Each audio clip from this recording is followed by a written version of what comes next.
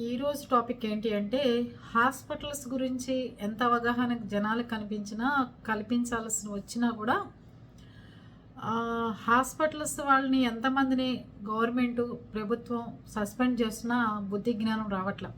ఎందుకు చెప్తున్నానంటే అంత పెద్ద మాటలు డాక్టర్లను ఎందుకు ఉపయోగిస్తున్నారంటే డాక్టర్లు అంటే మనం చావు బతుకుల్లో ఉన్నప్పుడు వెళ్ళి కాపాడండి అని దేవుడి రూపంలో మరో రూపం అనుకుని మనం వాళ్ళని కాళ్ళు పట్టుకునైనా మన ప్రాధాయపడతాం. సార్ మీరు కాపాడాలి సార్, మీరు దేవుడు సార్ అని చెప్పి ఒక పవిత్రమైన వాళ్ళది వృత్తి. దేవుడు తర్వాత మళ్ళీ దేవుడే మనకి, అది పరిస్థితి అంతే కదా. అలాగే పాపం ప్రెగ్నెంట్తో ఉన్న ఉమాదేవి కూడా కేజీహెచ్కి వైజాగ్ డెలివరీకి అని వెళ్ళారు 3వ తారీఖు డిసెంబర్ 3న. పాపం నవమాసాలు మోసి బేబీ బయటకు వస్తుందంటే ఎంత ఆనందంగా ఉంటారండి పాపం. అలాగే వెళ్తే డాక్టర్స్ అబ్జర్వేషన్ రూమ్లో పెట్టి తన డెలివరీ వార్డు దగ్గర ఉన్న రూమ్లోకి షిఫ్ట్ చేసినప్పుడు వాళ్ళ మదర్ని కానీ ఎవరిని కూడా ఉండనివ్వలేదు. ఉండొద్దు, మీరు ఎవరు వెళ్ళిపోండి అని. దాని తర్వాత తనకి నొప్పులు రావడానికి నార్మల్ డెలివరీ చేయడానికి ప్రయత్నాలు చేస్తున్నారు.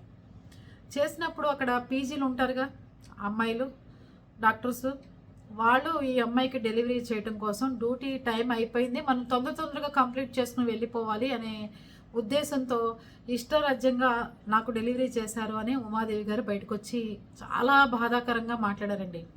అంతేకాకుండా ఆ అమ్మాయికి సిలైన్ పెడితే ఆ సిలైన్ నుంచి రక్తం కారటం, బెడ్షీట్ అంతా పాడైపోవడం, మంచం అంతా పాడైపోతే వాళ్ళ మదర్ వెళ్ళి అడిగారట, మా అమ్మాయికి సిలైన్ పెట్టారు, ఆ రక్తం వస్తుంది దాంట్లోంచి కారిపోతుందంటే, నోరు మూసుకోండి, ఇక్కడ ఇలాంటివన్నీ అలా దాన్ని ఏమంటారు జరుగుతుంటే డెలివరీలోకి వచ్చిన తర్వాత అన్ని నొప్పులు భరించాలి, మూసుకోండి నోరు అని చెప్పిందిట అక్కడున్న నర్సు.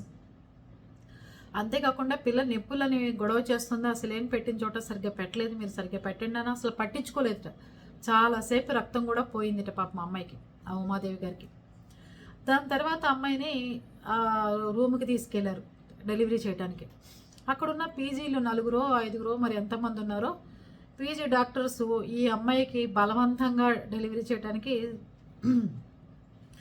అమ్మాయిని పుష్ చేయమని చెప్పి చాలా ఇదిగా ప్రయత్నాలు చేస్తే అక్కడికి ఒక ఆయమ్మను కూడా పిలిపించి పుష్ చేయి, అమ్మాయికి సపోర్ట్ ఇవ్వంటే అమ్మాయి చేయలేకపోతే ఒక పీజీ డాక్టరు ఈవిడ పడుకున్న మంచం మీదకి వెనకాలకి ఎక్కి ఆవిడ 2 కాళ్ళు బారు చాపి ఈవిడ పుష్ చేయలేకపోయినా ఆవిడే బలవంతంగా బేబీని బయటకు వచ్చే విధంగా ప్రయత్నాలు చేసింది. ఆవిడే ఈవిడ వెనకాల కాళ్ళు పెట్టి కూర్చుని పడుకున్న వైపు తలవైపుకి వచ్చి బేబీ తలకాయ వచ్చి ఆగిపోయి రాలేక ఇబ్బంది గురైందట. అప్పటిదాకా ఆవిడకి మూమెంట్స్ అన్నీ తెలుస్తున్నాయట.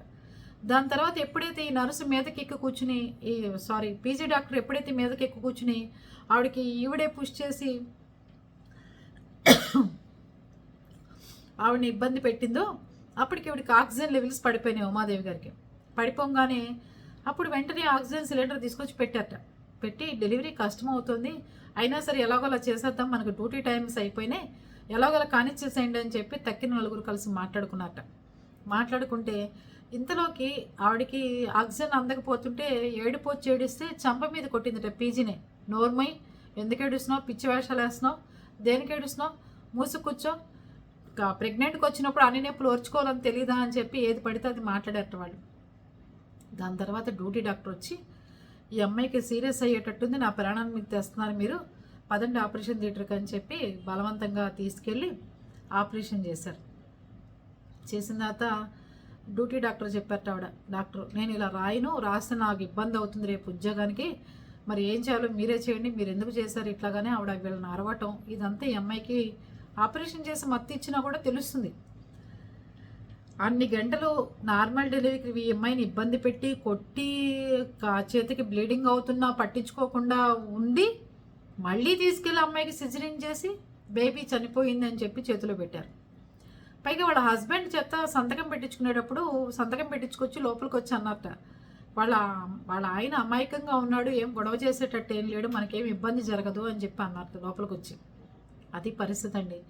ఇప్పుడు వాళ్ళు కేజీహెచ్ దగ్గర వైజాగ్ పెద్ద పోరాటాలు చేస్తున్నాడు, కలెక్టర్ రావాలంటున్నారు, న్యాయం జరగాలంటున్నారు, లోపల నాకు ఎవరైతే డెలివరీలు చేస్తారో వాళ్ళని నేను గుర్తుపడతాను, వాళ్ళని చూపించమంటున్నారు, పట్టించుకునే నాదుడే లేడు అక్కడ. అది పరిస్థితి. హాస్పిటల్స్కి వెళ్ళామంటే ఏదో బతికొస్తాము, బాగుపడతాము, బాగుంటుందని చెప్పి వస్తాం. చచ్చిపోయిన పిల్లల్ని చేతిలో పెట్టడం, కాళ్ళు తీసేయటం, చేతులు తీసేయటం ఇవన్నీ చేస్తున్నారు. ఇవి పరిస్థితులు. కొంచెం వెళ్ళినప్పుడు చూసుకోండి.